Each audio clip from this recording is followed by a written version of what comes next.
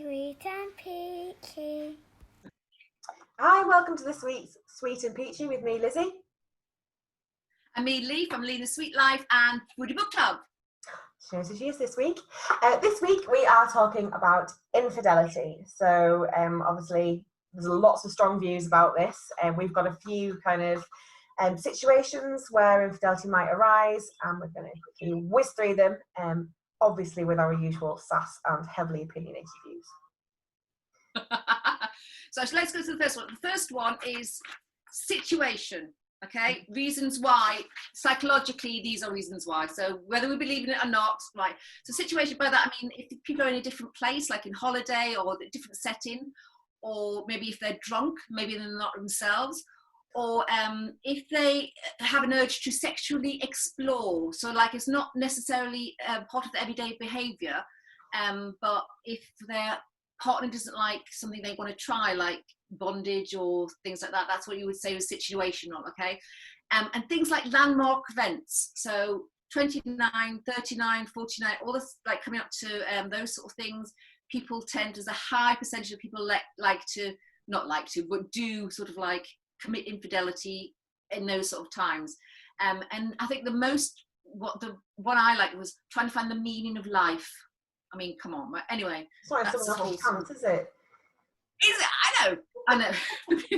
The meaning of life is my knickers. Yeah. Yeah, so that's enough if that's the case. Yeah, and then there's some situations that make people more likely to cheat. So this makes me freak out, right? Spending time around very attractive people. I mean, come on, right? Yeah, there's a risk of infidelity. Okay, jobs, for instance, like if you get a lot of police people who are in cars together because they start to share emotional stuff. So there's that makes then they're going to have a physical affair. Isolation, when gender ratio is unbalanced, like at work. So if there's more men in a group, that woman will have an affair with them because they feel sort of like pulled into that. So that's what I mean by situational. I mean, I'm trying really hard not to say, but yeah, it sounds like a crock of shit to me. Yeah, I can understand why those feelings can develop, like particularly like you're saying with the police and people like that, because some of the things that those people go through together are really harrowing, they're horrific, and that shared kind of emotional bond. But in my opinion, that still doesn't justify cheating. If you want to go off and be with someone else, that's absolutely your right, but you end your first relationship before anything happens. Yeah, that's all I've got to say on the matter. And I just realised I've just had a drink and that wasn't the cue. Yes. Oh, just said that. Because I talk too much, so we've got an hour queue, haven't we? Because of that, I stopped talking. Yeah. Oh no. Okay. So here's another one. Right. So then the second one is they want more sexual partners. Well, just that's a given, isn't it? Right. But the reason psychological reasons behind that may have less to do with the person who is being cheated on and everything to do with the person who's cheating. So they can satisfy their own urges. So in a relationship, if there's cheating, the person who's being cheated on normally goes, oh, what have I done? What have I not done? Oh, that sort of thing. And actually, that's just to say it's got nothing to do with that person. I've got an itch, it's got to do with, or maybe the lack of sexual satisfaction in a relationship. That's really high. That's actually one of the most common reasons for people to have. So they want more sexual partners. So they'll try and look for that somewhere else. And one of the things that I used to hear when I was counselling in couples, I can remember, I mean, I'm not breaking any confidentiality or anything like this, I'm not naming names, but it was like, I still love you, but you wouldn't do this, and I want to go and explore with more people. So, is that just an excuse to go out there and think, or I don't know. See, for me, that should be about communication. Yeah. Like, if something's not working for you, have the balls to turn around and say, do you know what, actually, it really doesn't do it for me. Can we try this? Or, what happens if they don't? Guidance. I love Left it. A bit.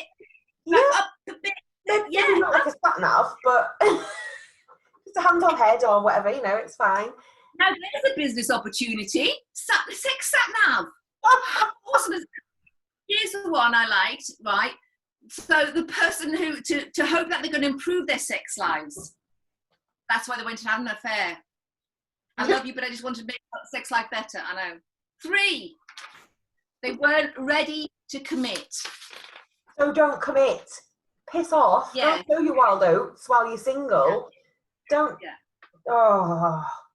Yeah, I find that an interesting one because for me it means that the confusing like emotional and physical as in one thing, and I feel like the two separate things, but equally the same, if that makes sense. So they may feel that they've settled down too early. You find this in a lot of young marriages, don't you, where they from school met at 14, haven't been with anybody else sexually, and they just want to go and explore. Or some people need to go through like a trial and error thing, so they'll want to stay with one person. I know. I'm just telling you as I'm saying it, I want to vomit. You know what I mean? Some people want to go through this trial and error, so they want to stay with that person, but they want to experiment with someone else. Excuse me. And this is again, this is back to that thing again. Finding themselves. What is this fight? Why is that an excuse? Yeah, it makes me so angry because if you really care about somebody, you will not be interested in anyone else. And that's like, I can sit there and be like, oh, so and so is attractive. Like. That's what, yeah. I love the men, the women, and we've said this before. Appreciate the form. Appreciate somebody who's worked on their arse for a long time and looks really nice. But it doesn't mean I go want to sleep with them. Do you know what I mean? Well, no. And that's like Tom Hardy, for example, bloody gorgeous, absolutely amazing. But if it came down to it, if he came to me and said, I want to take you to bed, I'd be like, actually, I'm with Josh. Like, as much as I do find him very attractive, I could never cheat on Josh. Like, the thought of somebody else, I was going to say something awful, but I'll say it anyway. The thought of somebody else straddling your man, I'd kill them. Yeah. And there's no two ways about it. I'd tear them limb from limb. That's interesting. Would you tear him limb from limb, or would you tear her limb from limb? Both. Her first. Oh, you see now. Well, you see, I'd do him first because I just think he's the one who's made the mistake. She hasn't. Equally, she knows that he's with someone. That's I'm one of them. I'm assuming she does. Like here. So personality. This is an interesting one, right? So people who are less empathetic. Say that when you've had a drink. Less agreeable and less conscientious about their own actions, so don't take responsibility, they're more likely to cheat, right? And it makes absolute sense, because if you're not taking responsibility for your stuff anywhere else, you'll just think, well, it's not my fault. It was an accident. I've heard that a lot, right? I didn't mean to have sex.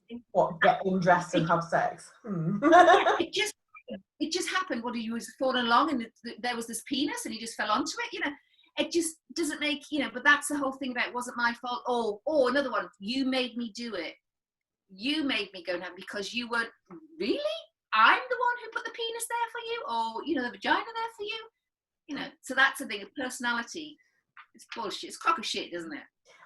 It does make sense in the terms of they're not willing to... Psychologically it makes sense, but emotionally... But equally, how can you blame anyone but yourself? Because you are your own person. No one makes you do anything. Yeah. Like, in the ordinary circumstances, obviously. I know there are extreme kind of... But... I can't get my head around it. I know. And let me just say this, like, there's something that I used to say a lot, right, was nobody can make you do or say anything unless they drug you, So when people say, oh, I didn't know, I'm only saying that as a joke, and I didn't mean, no, bullshit. Lack of emotional satisfaction. All right then, so seeking emotional intimacy can be as compelling as seeking physical, and this is what I meant earlier on about them both separate but both being the same. So cheaters who need an emotional closeness in an affair, but it was lacking in the relationship. And I've known, and we've said, again, we say these things all the time. I know that people who contact people and have an emotional relationship, like policemen in cars or whatever, or in the internet, which is what my other half did, previous marriages, he was emailing and telling personal stuff about himself and about our relationship to this person. And he was saying that he's not having an affair. Yes, he is. His reason was it's unfaithful. Yeah, exactly. And he said that we weren't having an emotional. He wasn't emotionally satisfied, and he probably wasn't, but he's still had an affair. Yeah, I mean, like for me, I would have absolutely no qualms whatsoever about he'd never do it because he trusts me, but like Josh going through my phone. I've nothing to hide. If he really wants to read all of our chats, me and you chatting away each day, and you know, the kind of typical girly chatter that I have with my friends. And I've got some friends that are male, and we'll chat about various things, but it's always completely above board, and I would have no issue with him seeing any of it because there's nothing to hide. And I'm sure he would say the same. You know, he's got friends that are girls. That's allowed, you know. You can have friendships, but I remember a situation with Mr. G, and it was nothing, because what I call friendly, people can call flirting, right? Because I just talk to male, female. I don't feel, well, you know what I mean? Because I just go, oh yeah, and it's like, so. And I can remember Mr. G once saying that I've got to be aware of that, because men will take that, but they just take it as flirting rather than me just being friendly. And it's just as I live with the biggest flirt in the world, but he means nothing by it. That's all it is. There's a line, isn't there? If somebody crosses my line, I freak out. Oh, Dad! No. So, 6. Ooh. They were conditioned to think like this. They were conditioned to cheat. This is a really interesting one, because so far they haven't found a gene, but they're looking for one. And there's some people think there is a gene, okay? And how many times have we seen in the media, like, I've been going into rehab for sex because I'm a sex addict, so which implies that there's a penchant for doing that, okay? But studies show that if you've got a parent or both parents who have cheated, there's more likely that you're going to be a cheater as well and have affairs, which is really interesting. Twice likely, actually, than normal. That's quite an interesting thing, isn't it? And I'm sure people can go against it, obviously, but that's it, isn't it? Well, yeah, but then you think, like, actually, you know, I have been cheated on in my adult life by a partner, and like a proper physical relationship cheating. You know, he came home and I found out he'd been cheating because he told me he had chlamydia. We got tested and I didn't have it. So, you know, it was like, what's happened here? Was he blaming you for giving him it? He accused me of cheating because he had it. And obviously I did not. So it was a bit like, well, and we've been together quite a while. That man's got big balls, hasn't he, to say that? Okay, here's idiots. Right. Anger and revenge. Now, revenge we can probably, you know, I'm not saying I understand, but I get, you know, people doing it for revenge. But rage, when you think about it, so somebody can literally have a horrible, angry day at work and use that as an excuse. Well, I've had a hard day at the office, darling. That's why I cheated. Get a glass of wine. Go for a run. Go to the gym. You know, exactly. Have a really hot shower. But I think the thing that the point that I find really interesting, and I think this is really obvious, if somebody's cheated on somebody and the other person cheats, they use that as a revenge thing, a revenge shag. You know what I mean? Well, I only cheated because you were cheated. So it becomes like a relationship. Exactly. So then becomes like, well, I'll do it again, and I'll do it again, and I'll do it again. And that I've heard that a lot through my, you know, when it comes to couples, like, well, she did it first. You go, okay, because I'm 4. Yeah, exactly. You know, and that's really, but that's back to the whole thing about responsibility. If you're thinking it's not your fault and I'm only going to do it because she did it, you know. Yeah. You know, there is very much the whole, like, 2 wrongs don't make a right. You know, there is the biblical quote. I'm not massively religious, but I did A-level RE, which is like an eye for an eye. You've got so many A-levels. I've got like 5. Actually, it might have been Gandhi that rephrased it. It was an eye for an eye, and the whole world would be blind. And that's just it, isn't it? Like, where does it end? Yeah. You just like, he did that, so I'm going to do this. Well, she did that, so I'm going to do that. It just becomes this endless vicious cycle. Which means everybody will be having affair with everybody. So that's really weird, isn't it? I live in a small North Yorkshire town, and I think that is happening. There's been a lot. Welcome to the Dales. Welcome to the Dales. Okay, here, feeling trapped. And I think this one sort of goes with another one, like, you know, what was the first one? The situation one where people got married too young and all that sort of thing. So some people may feel trapped in their current relationship, so they may feel like too many people depend on them. Sorry. So for instance, I have had a couple who came in because actually two things. He was coming up to his like 40th birthday, so he's doing that whole 39 thing. And also they just had their second child, so he felt like trapped in this relationship. He wanted to find his true self, so there was that sort of thing. So it's a really interesting. I know. See, I'm saying it. I know. I mean, I feel like we've spoken about it previously. You know, you get those situations where there's like the abusive relationship and that kind of thing, or there's like the very controlling partner, and it feels like the only way to rebel is to go and do that. And again, I still don't think it's right, but I can be more understanding of that, because if you are in that position where you feel controlled and, you know, there's maybe it is the only respite, but again, but say if you're in that position, it's probably very hard to leave the relationship. But equally, what's going to happen when he finds out or she finds out? Because that's gonna get ugly. It's not. And also think if they might not feel like they have a choice in the relationship, you see. So it's almost like I always think that if people are doing it because they're trapped, like what have you? It's almost like a cry for help sex. Well, I can't rephrase that any differently. You know what I mean? Like, please help me sex. Like, you know, I'm in this horrible thing, and then, you know, but again, not taking responsibility. That's something we're missing. So everyone has unique things to them that makes them attracted to a partner, sexually, emotionally, whatever. So that's the first thing, okay? So something in the relationship, by this, something is missing, is not fulfilling that particular need. It's like, I always think of it like a jigsaw, and you know, I need this from a relationship, and there's a piece missing, and I want somebody else to fill that bit. You know what I mean? So that's it. So if they're not feeling like that's filled, and it could be chemistry, just excitement, love. I know it sounds really obvious. Lust, just maybe they want more attention, that sort of thing. So just feeling not loved enough. So that's another reason why they will go in, you know, do what they do. I know. And again, I think for me, I find it really frustrating because so much of that can be fixed with communication. Yeah. Like, obviously, and there's certain things like your chemistry can be quite hard to get back if it's gone. But if you work hard on it, then it can.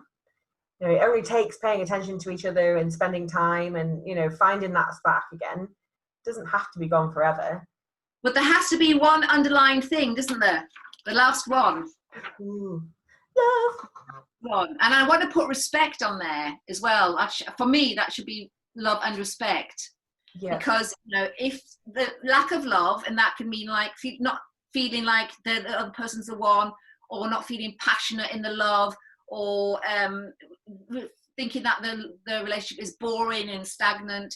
They're all really strong reasons. But I think, for me, all of that, all the things we've done, we've talked about, those 10 points, boil down to love and respect. Like you say, if you want to get out, fuck off, go and do it, you know.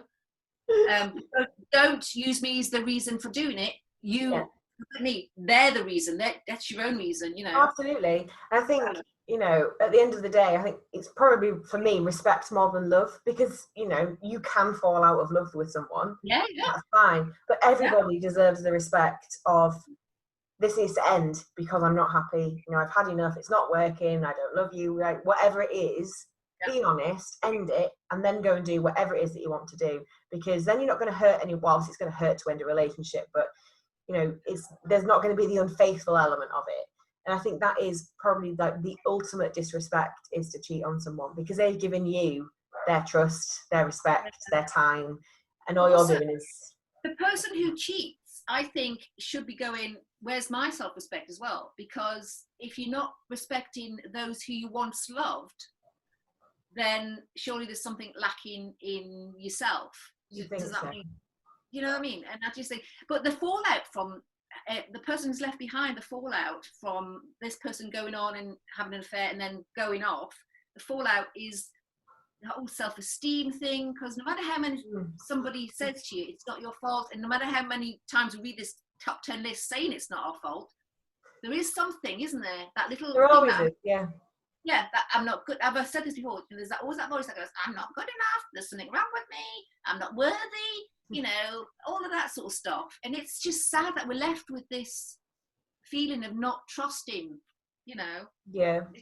So I think like one thing, I've spoken to friends about it before, because it comes up in the press from time to time and things like that. Philip Schofield, massive example, in that, you know, heterosexual relationship for so many years. I don't think he was unfaithful, but obviously he's now come out as being gay, as is his right, you know. It's unfortunate for his family that that's massively in the spotlight, but as his wife, that must have been so humiliating, because if that was me, I'd be sat there like, did I turn him gay?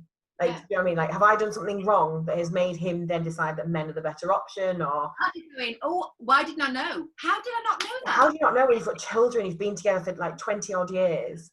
Yeah. That is, and I find that, but I know it happens, and you know, equally, everybody needs to be happy. He's been honest about it.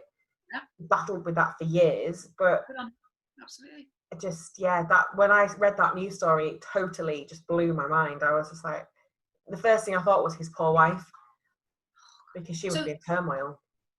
Oh, I can't even imagine. So you obviously know people who've had relations. We all do, right? You know, tell me what their partners, the ones who've had outside of been infidelity, had a relationship, had sex with somebody else. I know. What? Unfaithful.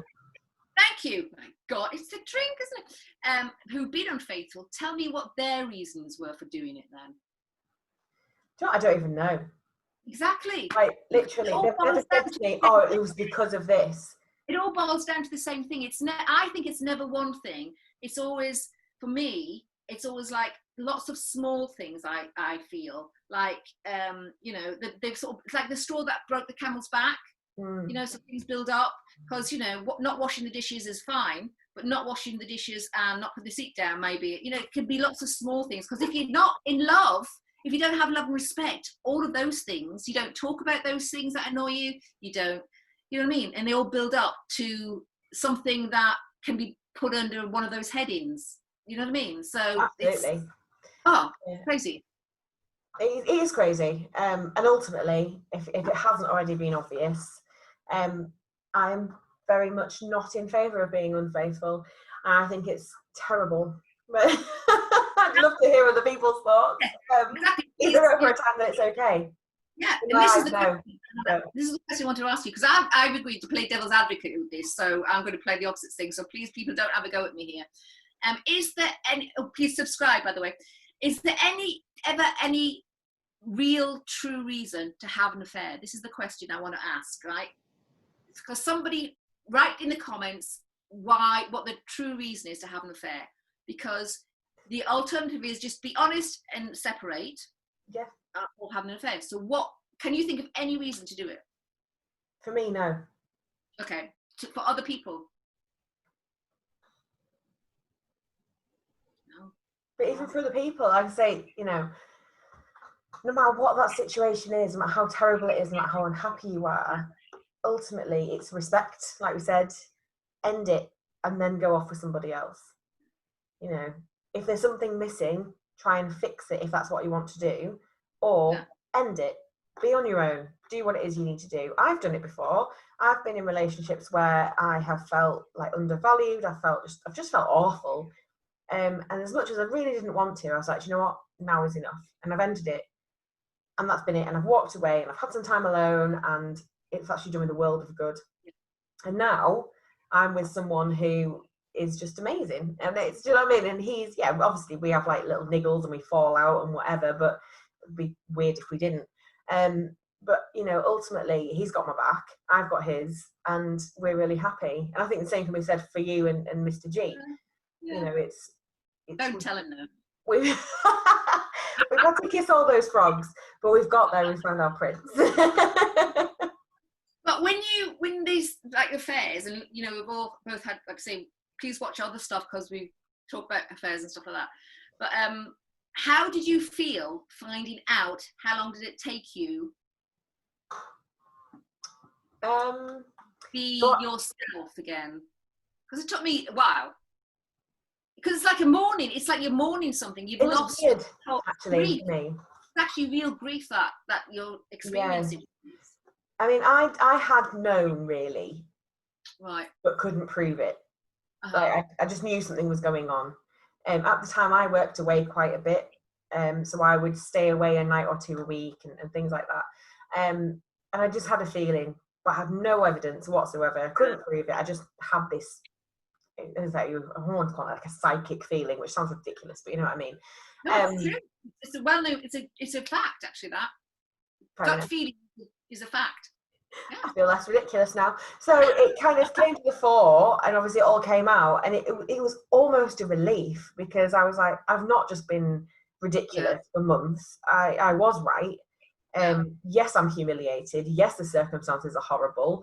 You know, children were involved and everything else, but equally, I knew that was the time to say that's enough is enough. You know, there is, you know, you can't question that evidence now. I'm leaving, and I'm gonna, you know, again, have some time by myself and work out where to go from here. But I'm gonna find someone that isn't gonna cheat on me and isn't gonna be a shit. And ultimately, I found someone who was a shit. And treated me like crap, and then another one who did the same, but then I got happy. So it's again the kiss of the princess. Oh, welcome to the world of dating. Oh, aren't you so glad that you don't have to do that anymore? Oh god, I could not do it anymore, you know. Literally, I was in the shower this morning, and I looked at, we've got like ours is a cubicle, it's got a caddy thing on the door, and my razor has been sat in there untouched for so long it's actually rusty. The last thing we did, wasn't it? That whole razor thing. Oh my god! I said to Mr. G that if anything, God forbid, anything happened to him, I would never ever date again. You know what I mean? Not because I just can't. I'm just too lazy. Do you know what I mean? I just can't be bothered. I couldn't be bothered. Yeah, and I'd be too miserable as well. Like I honestly, yeah.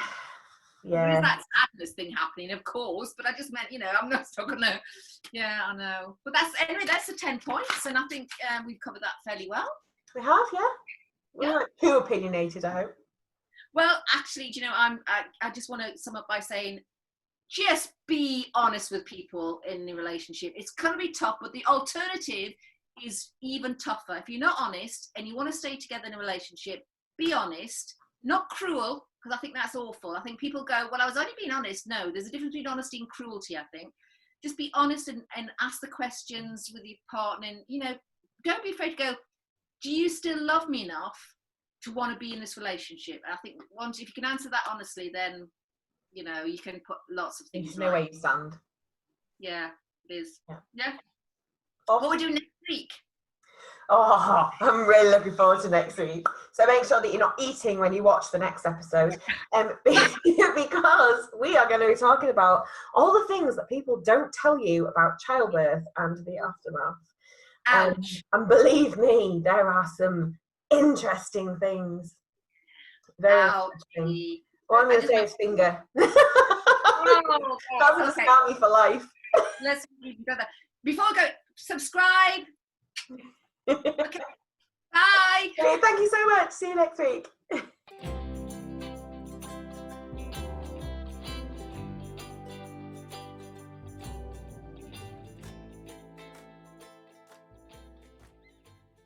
'Sweet and Peachy.